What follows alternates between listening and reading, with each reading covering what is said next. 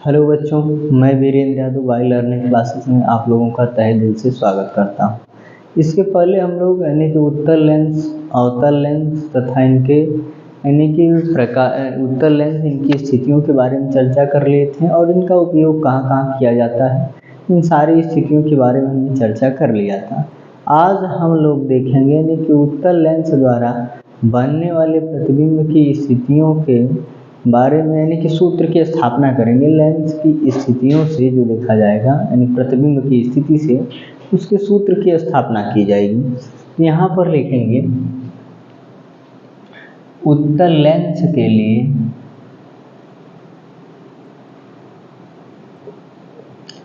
उत्तल लेंस के लिए UVF में संबंध UV तथा F में संबंध। अब यहाँ से जो देखा जाएगा यानी कि इसके सूत्र की स्थापना की जाएगी। तो यहाँ पे मान ले रहे हैं कोई एक उत्तल लेंस है, इसी साइड बना दें।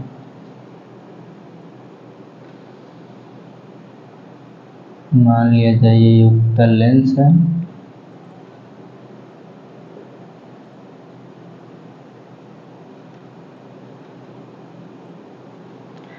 यहाँ पे इसका प्रथम ये वक्रता केंद्र फोकस बिंदु है, यहाँ पर वस्तु को रख दिया जाए।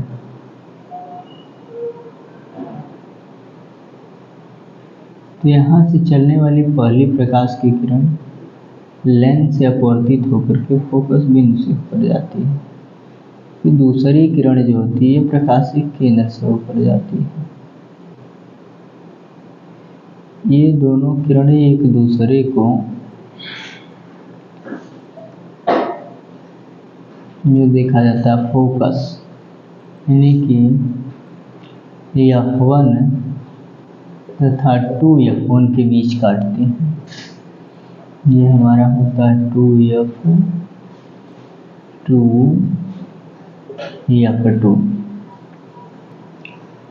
और यहाँ पर जब देखा जाता है मान लिया जाए यहाँ से एक लंब डाल दें सीधी सीधी। मान लिया जाए यह वस्तु A B प्रतिबिंब A डैश B डैश होगा। तो यहाँ से अगर हम क्या करें,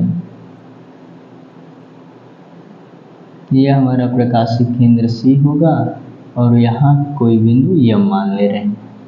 तो यहाँ से जो देखा जाता है लेंस से वस्तु की जो दूरी होती है उसे हम U से प्रदर्शित करते हैं। तो यहाँ पे नीचे हम लिख ले रहे हैं यानी कि यहाँ से यहाँ तक की दूरी यानी कि अगर कह दिया जाए वस्तु की दूरी AC है, यह लेंस के बाईं ओर है, इसलिए यह दर्पण की तरह सारी स्थितियाँ इसमें यानी कि जो चिन्ह परिपाटी का कार्य दर्पण की तरह ही होगा। तो यानी कि लेंस से बाईं ओर की चीज़ें जो होती हैं हमेशा माइनस में होती हैं। ये हो जाएगा माइनस का U। अब इसके बाद देखिए यहाँ से यह फोकस बिंदु है, तो इसे F से रिप्रेजेंट करेंगे यानी कि CF डैश। यह होगा हमारा CF1 की डिस्टेंस होगी F की और फिर इसके बाद यहाँ से जो देखा जाएगा वस्तु यानी प्रतिबिंब की जो दूरी होगी यानी कि CA डैश, यह बराबर होगी V की। और फिर इसके बाद जो देखा जाएगा यहाँ से जो वक्रता त्रिज्या होगी यानी कि C2F, यहाँ हो जाएगा C2F1, यह बराबर होगी हमारी R की। तो यहाँ पर जो देखा जाएगा यानी कितनी स्थितियाँ हैं यहाँ पे। तो यहाँ पे अगर हम बात करें तो यहाँ पर देखा जाए तो ये एक त्रिभुज बना है। त्रिभुज इस त्रिभुज की बात की जाए और एक त्रिभुज यह हमारा बन रहा है। ये दोनों त्रिभुज एक दूसरे के क्या है, सर्वांग सम है। तो यहाँ से हम बोलेंगे यानी कि त्रिभुज ए बी सी व त्रिभुज ए डैश बी डैश सी से। तो यहाँ पर हम लिखेंगे त्रिभुज ए बी सी सर्वांग त्रिभुज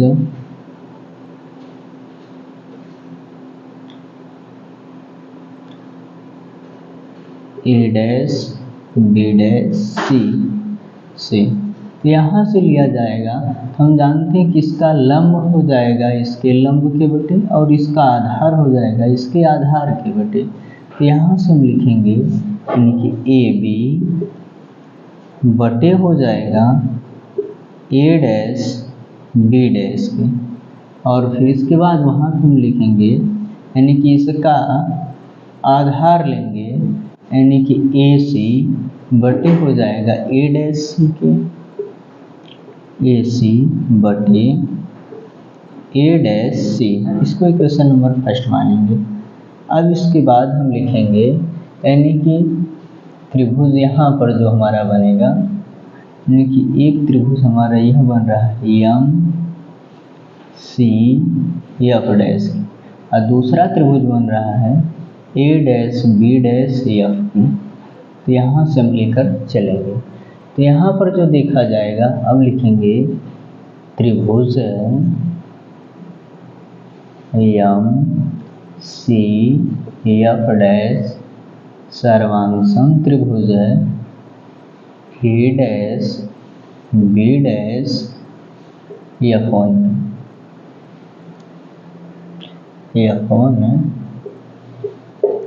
में रहेगा। अब इसके बाद हम जानेंगे कि इसका लंब यानी कि यह एम सी बटे इसका लंब ए डैश बी डैश के बराबर हो जाएगा उसका आधार, तो इसका आधार बनेगा यानी कि एफ डैश सी, यानी कि इसका आधार सी एफ डैश होगा सी एफ वन के अपान इसका आधार बनेगा यहाँ पर यानी कि ए डैश एफ वन की, ए डैश एफ वन की।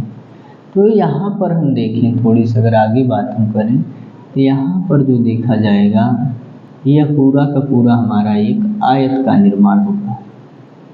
जब यह हमारा आयत का निर्माण हो रहा है, हम जानते हैं कि आयत के आमने सामने की भुजाएं जो होती हैं वह बराबर होती हैं। तो हम कहेंगे आयत के सम्मुख भुजा के नियम से कि आयत के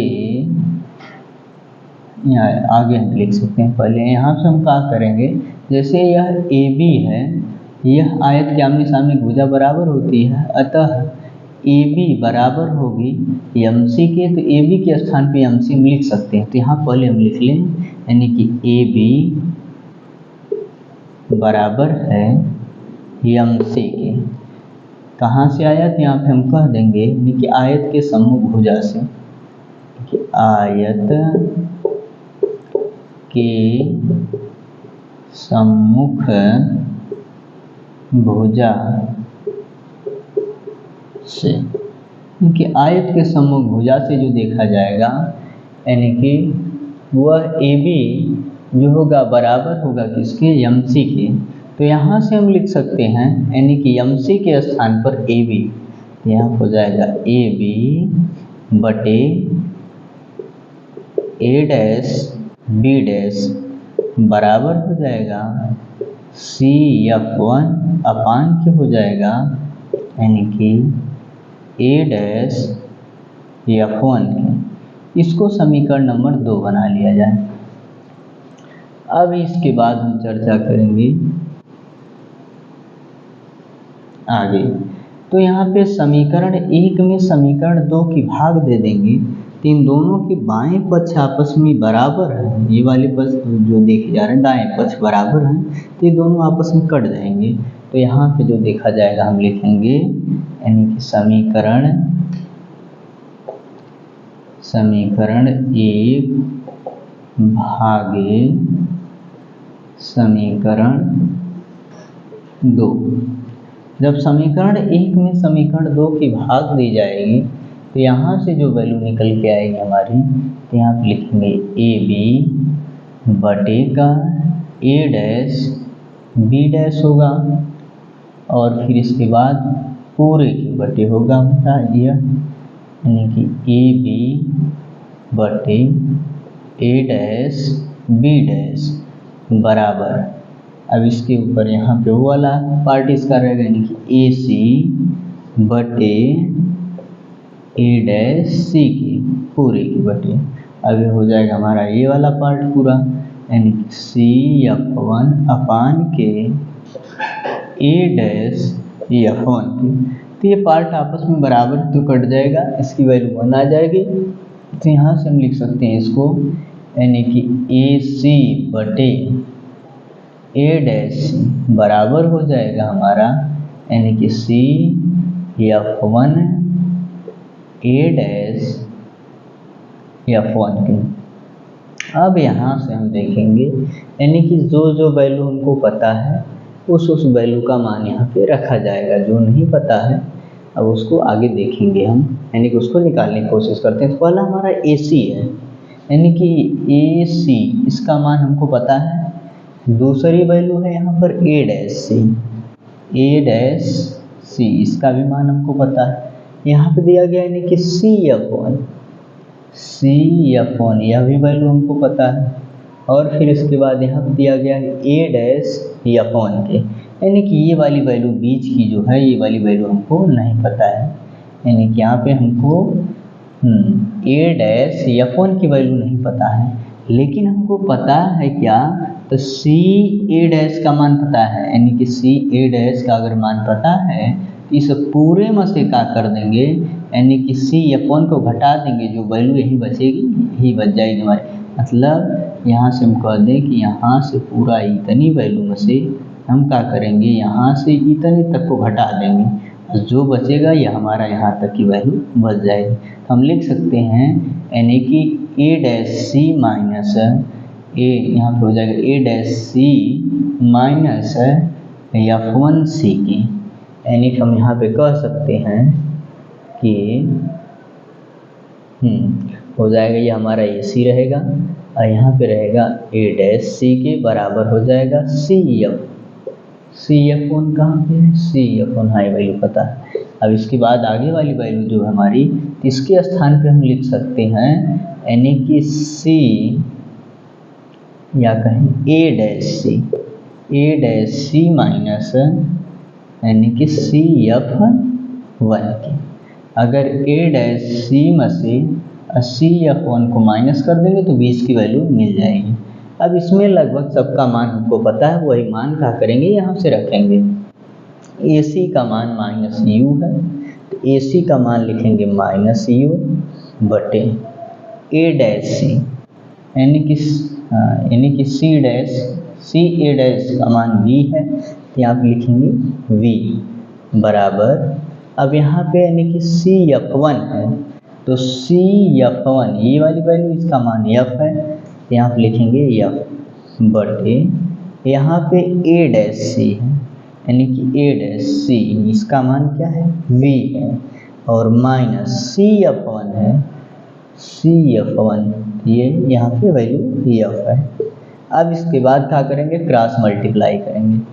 क्रॉस मल्टीप्लाई करेंगे तो यहाँ हो जाएगा -u, ये हो जाएगा v माइनस f बराबर, ये वैल्यू इधर जाएगी तो f v के हो जाएगी, तो इसका इसमें गुणा कर दें तो ये वैल्यू आ जाएगी हमारी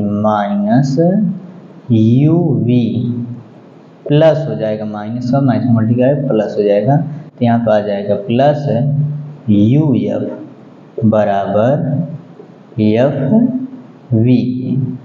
अब इसके बाद जो देखा जाएगा, इसको हम थोड़ी सी सीधा करके या इसमें पूरे समीकरण हम क्या कर दें, uvf से भाग दे दें। कहाँ यहाँ से मतलब इसको आगे पीछे कर लें थोड़ा सा, तो हो जाएगा यानी कि uf प्लस माइनस रहेगा, माइनस को इधर कर दें तो uv, और यहाँ uv बराबर आ जाएगा fv की। अब इसके बाद कह दें कि पूरे समीकरण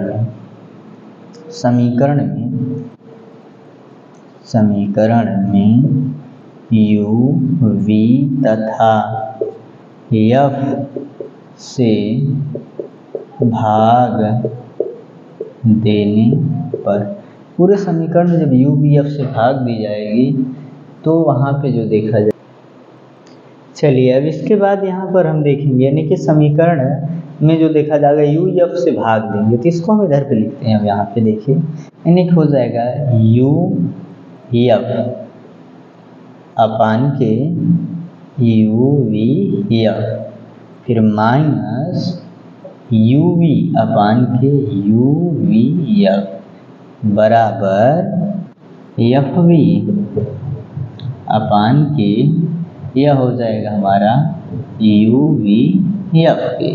अब इसमें देखिए जो जो कट रहा उनको काटिए, u कट गया, यहाँ से f कट गया।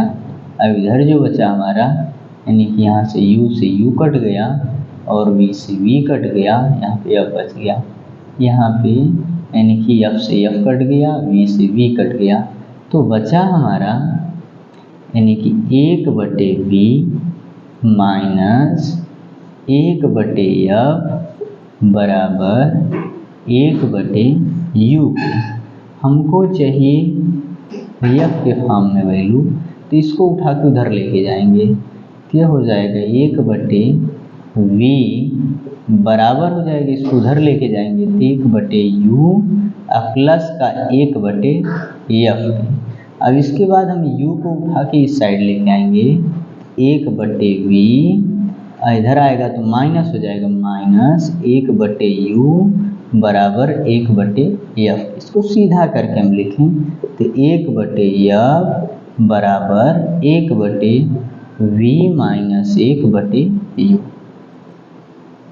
यही हमारा जो आ जाएगा फार्मूला आ जाएगा, यानी कि उत्तर लेंस के लिए u v f में संबंध में जो हमारा लास्ट में फार्मूला मिलता है 1/f equal to 1/v minus 1/u के। अब इसके बाद हम लोग थोड़ी सी आगे देखेंगे, तब कुछ चर्चा करेंगे।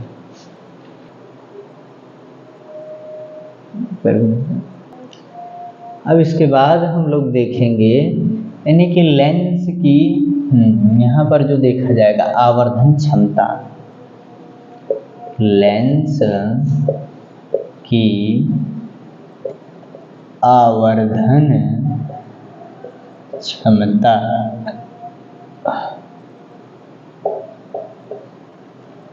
यहाँ पर लिखेंगे लेंस द्वारा अपनी फोकस दूरी को समायोजित करने की क्षमता को लेंस, यहाँ पर हो जाएगा यानी कि वस्तु की लंबाई, वस्तु की लंबाई तथा प्रतिबिंब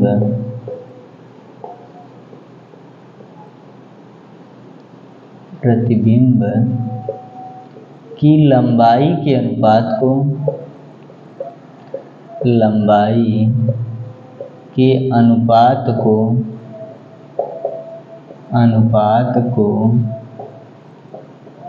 लेंस की आवर्धन क्षमता कहते हैं। तो यहाँ पर जो देखा जाएगा यानी कि वस्तु की लंबाई तथा प्रतिबिंब की लंबाई के अनुपात को यानी कि लेंस की आवर्धन क्षमता कहते हैं। यहाँ पर जो देखा जाता है इसे m से प्रदर्शित किया जाता है, यानी कि m बराबर होता है हाइट ऑफ इमेज अपान के हाइट ऑफ, यहाँ पे हाइट ऑफ इमेज रहेगा, अपान के यहाँ पे जो देखा जाता है इमेज नहीं रहता है, ऑब्जेक्ट होता है। ठीक है, हाइट ऑफ इमेज अपान के हाइट ऑफ ऑब्जेक्ट होता है। या इसी को थोड़ा सा और ब्रेक करके लिखते हैं तो m इक्वल टू होता है, यानी कि यहाँ हम लिखेंगे v अपान के u इक्वल टू हो जाएगा हाइट ऑफ इमेज अपान के हाइट ऑफ ऑब्जेक्ट, यानी कि यही लेंस की आवर्धन क्षमता होती है। यानी कि इसे यम से प्रदर्शित किया जाता है। यह हमारे अब यहाँ पे जो देखा जाता है, यह वस्तु की लंबाई है, यह प्रतिबिंब की लंबाई है, यह हमारी वस्तु की लंबाई है। तो इन दोनों का जो रेशियो निकल के आता है उसी को हम आवर्धन क्षमता कहते हैं। तो लेंस में उत्तल तथा अवतल दर्पण दोनों के लिए इसकी आवर्धन क्षमता समान होती है। अब इसके बाद एक चर्चा और हम लोग कर लेते हैं, लेंस की क्षमता क्या होती है। तो यहाँ पर लिखेंगे लेंस की क्षमता। लेंस की क्षमता, लेंस की क्षमता की बात की जाती है तो लेंस द्वारा अपनी फोकस दूरी को समायोजित करने की क्षमता को लेंस की क्षमता कहते हैं। समायोजित का तात्पर्य होता है घटाने अथवा बढ़ाने की जो क्षमता होती है, यानी कि लेंस के पास अपनी फोकस दूरी को बढ़ाने अथवा घटाने, मतलब जूम आउट करने तथा जूम इन करने की जो कैपेसिटी होती है उसी को लेंस की क्षमता कहते हैं। यहाँ पर लिखेंगे लेंस द्वारा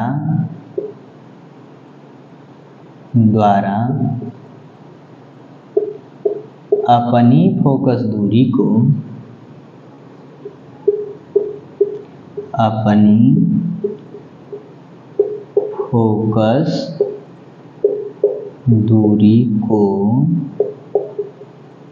समायोजित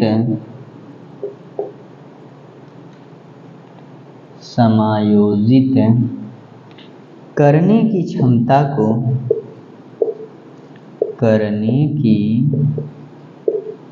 क्षमता को लेंस की क्षमता कहते हैं।